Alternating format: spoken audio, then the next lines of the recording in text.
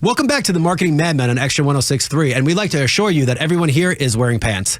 So now that we've covered, our first segment went long because you had so much stuff to talk about, and we just went on tangents as we usually do here. Let's get us caught to speed of Atlanta. Let's talk about the Beltline. Let's talk about Invest Atlanta. Let's talk about the Metro Chamber. And I don't want to belittle any of those things because every one of them is hugely important, but I want to get to Centennial Yards. So let's bring us up to speed on everything you've done in Atlanta that has set you up to this point. Yeah. So I came to Atlanta. I left the Obama administration, and I was the CEO of the Atlanta Development Authority, which is now... Did you take a small breath when you left government? Not a day. Yeah, literally from Friday to a Monday. I think it was something like that. So there wasn't time. Kasim Reed was mayor. He was looking for somebody to run his development authority. This is 2011. We're like still in the throes of recession, and we're emerging, but you know, the phones weren't ringing. So I ended up CEO of the Atlanta Development Authority, which I renamed and called Invest Atlanta and kind of repositioned it. Job of that entity was, besides affordable housing and other things, small business support, is to attract investment to the city, right? Yeah. 2011, the phones weren't ringing. You know, I mean, companies weren't making big decisions to move, and so we really, it was a stressful time. The entity I inherited was also insolvent, which I didn't really fully understand until 2 weeks after I started the job and got to see the books. It would have been nice if you got to vet that out in advance, like the Secret Service did to you. Yeah, it might have changed my decision, but thank God it got me to Atlanta, which I was really, really happy, but my family's really happy about that. So we fixed it, and we rebranded it, and we moved it, and we, you know, had to fire some people and hire good people, and that entity is now up and running and doing very well. Yeah. Yeah, and I think that when you think of the name, first of all, how important a name is, right? Invest Atlanta is it's so simple. Well, it was also the Atlanta Development Authority. Sounds scary, right? Too much. And the other thing was everyone called it the ADA. So the ADA was Americans with Disability Act, American Dental Association, too many ADAs that came to mind. But it was really the word authority. You know, it was like, it just sounded like a scary government thing. Yeah, so, for sure. Yeah. All right, so that is an entity that continues on today, and obviously you've done a great job because the amount of investment, and I get firsthand to see it. A lot of it's sports-wise. A lot of it's just the businesses that are coming in. As one of the last locally owned media companies, part of the allure to people working with us is, hey, we want to let people know we're in Atlanta. We want to let people know we're building these things down the road because there is a pride around this city that it has come about, and you know, we're at the cultural hub of so much that's here. You know, New Yorkers have always had it. DC, it is a different world to be on K Street, and everyone walks around with their badge on, even though they're like a third-level intern for a Tuesday. They wear that badge out to happy hour like it's a point of pride. Very true. Those points of pride, thing. LA, San Diego, these cities have it. Atlanta, and San they didn't, but it is a shot into unbelievable. It is unbelievable it's happened. So you did a great job there. So what was next on the ride? Then I went to the Metro Atlanta Chamber. So I was the executive vice president, chief operating officer there. They had a new CEO. She didn't have a lot of community economic development experience, so they hired me to kind of run the economic development team at the chamber, which was really fun because it was my first really non-government job. It's a nonprofit, basically. So I did that for 3 years, which was fantastic and kind of showed me a different view of the world, but also it was regional. So Invest Atlanta is just the city of Atlanta, and the Metro Atlanta Chamber represents the 29-county region, the Atlanta region. So I got to learn about Gwinnett County and Cherokee County and all the other places that I hadn't really been paying a lot of attention to. And like you said, things change pretty quickly, right? To go from DeKalb County to Forsyth County to they're Cherokee very County. different. They're very, very different. And I would say, you know, probably even more so here than most places because they're growing so fast and they grow their own unique character. They do. So leaving Atlanta, and I tell people all the time, like, look, if you think you're going to advertise to Atlanta and the part that's going to resonate with someone in Milton,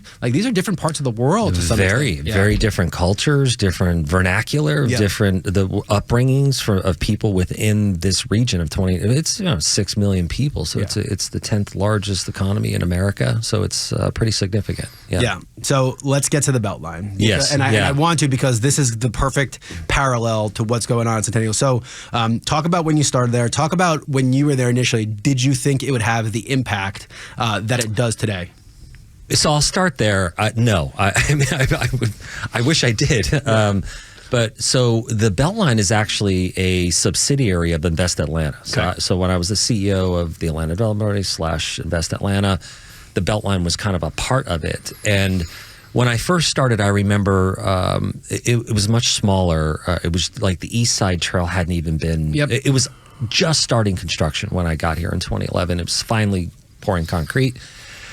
And they were telling me about it, and I didn't understand it. Like the Beltline, I thought it was some highway transportation project, and then they brought me out there and they showed it to me. And actually, we owned Ponce City Market at the time, and 3 weeks after I started, we sold it to Jamestown. So I had to sign, old Sears factory, right? Yeah, old Sears factory. That's right. Yeah, warehouse. And I didn't get it. I mean, I'll be honest with you. I was like, so we're going to pour this concrete path, and that's somehow going to, transform and change things. I wish I could say, I'm the visionary. I saw it. But I didn't. I didn't know how many people were into running roller skates. I couldn't fathom how many people would be roller skating on a road. But then, we start paving, and then developers start buying property along that East Side Trail, and they're making big bets and big investments, and suddenly you're seeing, oh my goodness, the catalytic effect of that Beltline, I don't think anybody fully anticipated or realized until it started happening. One of the things after being, especially most of my adult college life was in DC. And if you I lived on 12th and Mass, and you go up 12th Street, or you go up U Street, or you go up any of the streets you start walking up, it's just nonstop activity. One of the things Atlanta was missing that I think the Beltline brought to it is it connected these pockets that allowed you to feel like you're out for the day. Like you can start here and then start at Ponce City Market, then you walk down the Beltline and you end up at Krog Street, and it allowed a congruence that the city is not set up for. So I think that is one of the reasons it succeeded. But also it was a full day long activity, right? You could start and you're just out for the day. And you're riding your bike and you can just drop it, and you can just scooter across here and you can just drop it. It just meant for fun and exercise and all these things that the city was lacking because of how it's set up. Yeah, I mean it became and is now a gathering place, right? So most cities, and we'll talk about our downtown, have places where people just gather. People want to get dressed up and go out and see their neighbors and be seen and whatnot. And Atlanta, especially these young whippersnappers that are coming over here, these good-looking kids, and they're going out, want to be in the sun. They want to date. They want to look for God bless it. Yeah, girlfriends, boyfriends, whatever. So. That probably used to be Peachtree. People go out and walk down the main street and get all dressed up in their kids and walk their dogs. And we didn't have that. So the Beltline became our beachfront property, if you will. That became the place where people gathered. Yeah. Love it. And one of the things I think is really funny, and it's part of this job, I live in the city, I've been a city kid, I was born in Queens, but the suburban life is so different that I probably tell you there are so many people that live in the suburbs that have still never even been to the Beltline, that still have such a bad perception of what it is. Oh my God. The things that I hear from people, I'm like, so let me get this straight. You've never read a crime statistic in your life if you think this is the problem. Yes, seriously. Right? I find it fascinating, but at the same time, you could only be an evangelist for so far, right? Some point it's just like, look, if you don't get it, you're not going to get it. You're never going to get it. You're never going to get it. And you want to bring people in. And I think that brings up a good segue. So let's talk about Centennial Yards. So, I got a whole bunch of stats in front of me. They probably don't even do justice to how big this is. Talk about what you intend for this to be for Atlanta, what gaps it fills, and how important this is going to be for the next decades of growth in this city. Yes. Wow. So Centennial Yards, I'll skip to the end. So the end is it's 50 acres. It'll be probably a $6 billion project. We say it's a $5 billion project. I got it out of him. But I got it out of him. Just blame inflation. It'll probably be six by the time we're done. You're talking mixed use, probably 2,000 hotel rooms, 3,000 apartments. There'll be office space eventually, but this is. We're going to build new streets. We're connecting the downtown. So it's a massive undertaking. 8 million square feet. So it's just enormous. So it's been referred to as the 50-acre hole in the heart of the city, but I would say it's the 50-acre hole in the heart of the entire region, because Centennial Yards, as some people know, the Gulch. Was rail yards, and then the rail yards went away, and then it became parking lots. And the major feature of our downtown is a gigantic parking lot. As planes are flying over for Super Bowl and events, and you're looking next door, and it's just a big giant parking lot. So it's also, unfortunately, it's probably the primary perception people have when they come to the city. So I came to the city for the first time in 2002. I was living in Southern California. I came here for a conference. So I go from the airport to one of the hotels, the Westin, I think. Yeah. Then I walk to the convention center and I walk back to the hotel at night. And I left with a very negative perception of Atlanta. Because, I mean, I didn't go to Midtown. I didn't go to Buckhead, admittedly. But to me, I was like, oh, this looks like a city that doesn't care about itself, you know? Yeah, and then, to be clear, that's the center of the city, right? It looks like Queens. It's like Queens is yeah. weird holes and like the factory that's there because Manhattan was the hub and these were the suburban. That's the centerpice. So it's the centerpiece. It's even more it's where people come, and 18 million people, 17 million people a year come downtown alone, and over 50 million people visitors a year come to this region, and they, most people end up downtown for a game or a concert or something like that, and that's their impression, right? So, the fact that we're investing in this project is going to really change people's perceptions of downtown, but it's also going to change downtown, not just perceptions of downtown, because the way you fix a downtown that's in the state that our downtown is, you get more people living downtown. For sure. Right? More people living downtown is more people walking their dogs, sitting at coffee shops. More money in the tax base that allows you to upgrade. And peeking through the curtains, calling the police when there's an issue. That's how you make a downtown better, safer, more accommodating to visitors. So this is going to fundamentally change the region. It's going to fundamentally change how people see Atlanta. Yeah, I think it's that significant. The words that come to mind, because again, look, most New Yorkers just talk about New York, and I do it to some extent, but energy and vibrance. There's an energy, and you walk in New York City, and you kind of just, whoa. You do. And you kind of just get you feel the buzz. There's a lot of cities. LA is a lot like Bronx, that. So. But that is what is lacking. It does not have that. This is cool. This is going to be a day. And you know what? Yeah. Arthur has invested a lot of money. Tony Ressler has invested a lot of money to fill in pieces. 100%. But it's the connecting piece that is lacking, and I believe that's what this is going to be. Yes, yeah. So there's neighborhoods. There's Fairleigh Poplar. There's downtown. There's Castleberry Hill. All of these things are disconnected because there's a big hole right in the middle of it. And we had Andy Young in our office probably about a year ago, and he was staring out the window, and it looked like he was about to say something. And so you always get like, he's about to say something. Get close, and he puts his hand on his heart and he goes, "This has been the hole in my heart since I ran for mayor." Wow. So we found a 1982 article. It was in the Atlanta Journal-Constitution that outlined 12 attempts to develop the Gulch. That was up till 1982, and then there were multiple attempts after 1982 to develop this. So there was long-time recognition that this was a problem, especially after the rail yards closed up and went away. This is probably 60s, and then there was a train station there that was torn down, and then it became parking lots. Yeah. So I think for a long time people knew that this was a problem, but it would require somebody with money, fortitude, because the site is extremely difficult to understand politics, to build on politics. Nature, And fortunately, we had this unique confluence of a guy named Tony Ressler buys the Atlanta Hawks. He looks across the street, sees the big hole in the ground. His vision for that was LA Live. He goes, he told Steve Koonin. So really, Steve Koonin, Tony Ressler, the Atlanta Hawks deserve all the credit for this. They were the ones that saw the opportunity. Tony has a brother named Richard Ressler, who's the founder of CIM Group.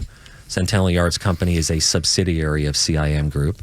And that's how it got started. Yeah. These two brothers saw this great opportunity, and they raised capital and started this huge, massive investment in our downtown. And I think Ressler was new to all this, but Steve Koonin has been a fixture in this town for a long time, and he is as proud of an Atlantan as there is. And I'm lucky enough that I've gotten to spend some time with him. First of all, as long as you go up and say something that's meaningful, he'll talk to you. He's a talker. He's a talker. And he's knows, very approachable. He knows where his bread is buttered, and his ability to relate to the people is what his. But then you had Tony come in, and sometimes you need the external person, because sometimes if you've been in the city for so long, it'll never happen. It can't change. But then you have the external guy come in, so it's the confluence of the two of them, and I think it's a great thing. I think that's right. Yeah, I think it took two people from the outside to kind of say, this can happen. We can solve all these big, hairy problems that are on this site. We can fix that. So that's what happened. Yeah. So I'm going to throw you off with a question here, because I think it's incredibly important. So you just got rid of a lot of parking. Okay, so one of the problems with this city, if you ask me, is people are too reliant on driving, right? I'm a New York City kid. You take the train everywhere. DC, you take the train everywhere. It's the entertainment hubs. The city's made on it. So part of this, I have to imagine, is also changing the perception of MARTA to get more people to take transit and be involved. Yeah, that's a really and that's good what point. a vibrant city needs. It needs, because one, it's an equalizer, right? Because when you're on a train with the person who works an hourly job and is cleaning, and everybody's on the train together, that's the beauty of New York City. You have someone worth $250 million that's sitting on a train with somebody who makes $5 an hour. And I know it sounds stupid. I know it sounds like it's off, but that is one of the things that makes cities great, is that everybody feels like they can succeed. What are the plans? How do you get people to be transit? All these parking lots disappear now. There's so much parking down there. That's why everyone tailgated and blah, blah, blah. How do you, is that part of the plan? Is that something that you hope changes, that starts driving people down there? Yes. So the answer is yes. Now we're going to build parking because we're adding a lot of square footage. So people, if you have an apartment, you typically want a parking space. Or if you go down to eat at a restaurant, you want to be able to park your car. So we're going to add parking, but we're purposely under parking it. So we're not going to maximize parking. We could build a lot more parking. I think a lot of people have a misperception that developers love building parking. They don't. Parking spaces are very expensive to build parking structures. So, but because we're surrounded by 4 MARTA stations, there's 4 MARTA stations around Centennial Yards, we can underpark it. You know, so like, just as an example, my wife and I were downtown for the Janet Jackson concert at State Farm Arena when across the street was Taylor Swift. So there's probably 110,000 people in downtown Atlanta that night, right? So I told my wife, I go, look, you know, you should pack a lunch because it's going to probably take a minute to get out of there. It didn't, because the Swifties took MARTA. You know, so MARTA works when people take it. And, you know, for United games and for Falcons games, it's packed. And if everybody drove a car downtown for a Falcons game or a Taylor Swift concert, downtown wouldn't work, right? So our intent is to purposely underpark it. And we know that will drive people to take MARTA. However, we all know anybody who's taken MARTA, the service needs to be upgraded. And so there's lots of talk about renovating the Five Points MARTA station, which... There's discussions, there's money, they're trying to figure out how to do that. But the overall system has to be improved, and this is nothing new to people at MARTA or the city. They understand this, but there's, you know, and it's not just MARTA. MARTA should be expanded, but the bus feeder systems into it, it's a bigger thing. But, you know, as an economist, I tell people all the time, if you can't move people, goods, and information, you cannot grow your economy, right? We are a region that prides ourselves on economic growth. So the Metro Atlanta Chamber and Invest Atlanta, all the entities I work for, they're amazing at selling Atlanta around the world and getting companies to move here. But there's a limit to that. You could probably quantify it. You know, that we're going to hit a wall if we don't add transit. You know, and that's where. A lot of cities are going through that, though. Austin, Texas is going through it. Nashville is going through it. You're so reliant on old infrastructure that if you don't invest. And the reason I ask is because I think what people fail to understand is, like, when you make a massive change like this, the outward reaches of it, right? So all of a sudden now more people are taking the train. There's more investment going to the train, which means now all these train stations have their own little micro villages that build on them. And then everybody's connected. And that interconnectivity is what I miss about DC and New York. It was easy to get anywhere at any time by any way. It is one of the things that, and it's just, you need that for this city to go to 10, 12 million people where you want to be. It is important. And it's really hard because politicians tend to be very short-sighted on their terms only. It's true. They're not forward-thinking. Transit's a long-term investment. It's a long, and it's expensive. And that's why I asked, what is the future of this product? What does this product look like? Tell people what they can look forward to in a couple of years, why to come check you out, but what the scale of this project is going to be. So the 50 acres, we are full steam ahead now. So we started with an adaptive reuse building. It was the old Norfolk Southern building. So we converted it. It was offices. We converted to 162 apartments. There's a brewery at the base of that called Wild Leap, which, if you're a United fan, you've probably been there. There was a bridge connecting Castleberry to South Downtown called the Nelson Street Bridge. The city condemned it in 2017. I think it was literally unsafe to walk on. We committed to tearing it down and rebuilding it. So now it's rebuilt and open as a pedestrian bridge. There's art along that bridge too. Very popular with, like, roller skaters and TikTokers. Love videoing out there. I love the roller skaters. It's really nice. Not even roller bladers. They're too cool for that. They're on roller skating is old Let's school. Make sure we're clear. Old school. Usher, you know, that's Usher's thing. So the second of those two buildings is a 90,000 square foot building, which we are going to convert to a boutique hotel. That work will start first quarter next year.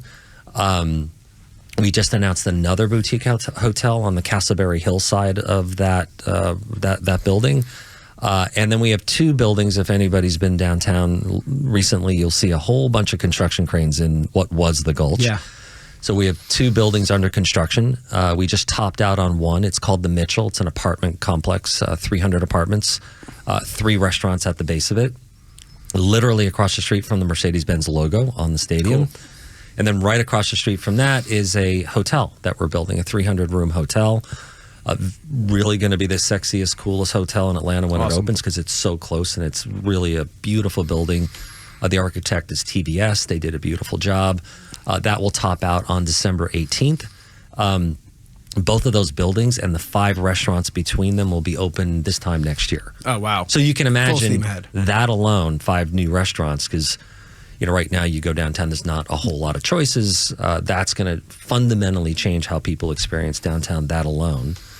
And then we just made the announcement on the new entertainment district. Yeah. Which is huge. Well, one of the things that is blatantly clear is in 2 or 3 years, you're not going to recognize downtown. No, you won't. But the good thing is that there is something about, look, New York City, there's energy, but it feels old. It's dirty, and this just feels like you're going to go into a place that is going to have some of the best parts of Asia and Abu Dhabi, and they're in these big cities because you're building from scratch. And the investment, $6 billion, 10 years ago, 20 years ago, it would have been unheard of to ever utter that anyone's going to spend that much money on one project. And that's the reality. And it's damn good for Atlanta. It is damn good for the people that are going to embrace it. And what I encourage people, don't wait. Go down, dream about what it's going to look like because you have to be a part of this. And don't just go to a game, stay and play. Go early. Come to our tailgate. I can get a gratification. Stop by. Great location. Yeah, there's so much to it. So quick in the last minute of this segment, talk about how impactful this is going to be for all these big sporting events coming in. Like you said, you had to sign a letter for the Super Bowl to bring them in. They want this infrastructure. They want this development. Yeah, because again, there's not enough to do downtown when people come downtown. So between the 2 buildings we have under construction, and then we just broke ground on 4 new buildings in the entertainment district, which is 8 acres, 500,000 square feet of buildings. One of those concepts is Cosm, which I won't get into, but it's a really cool new concept. First one opened at SoFi Stadium in Los Angeles. Second one's in Dallas. Third one will be Atlanta. We're going to build a 5,000-seat live music venue, another hotel, and then a multi-tenant food and beverage building with a fan zone in between those buildings that can hold 5,000 people. So there'll be digital signage and billboards up, and it'll be a super exciting place for people to gather. We want that done by World Cup, which is mid-26. So that's our first deadline. We got to have that done by World Cup. Yeah. Now the buildings will be core and shell; they won't be complete interiors, but the fan zone will be there. We just don't want it to be a big construction site. Yeah, for sure. And it won't be. It'll look good, and it'll be painted and lit, and the digital signage will be up. So it'll be an exciting place.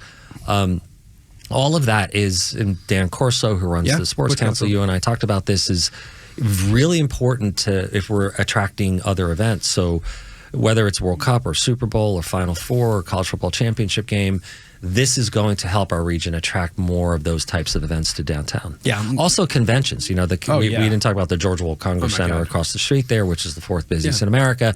Same thing. More stuff to do downtown, more stuff. More places to stay downtown is going to cause more of this economic impact to want to be here. I think what I'm hearing, there is a difference between sustaining and building to compete and trying to be trailblazing. And it sounds like what we're building, this set is going to be trailblazing for the country. And I'm really excited about it. When we get back from the break, we're going to talk a little bit about the future here, but also what the future of these mixed-use projects are, because you see them on every corner. We're in one right now. So you've been listening to the Marketing MadMen on Extra 106.3, and we'll be right back.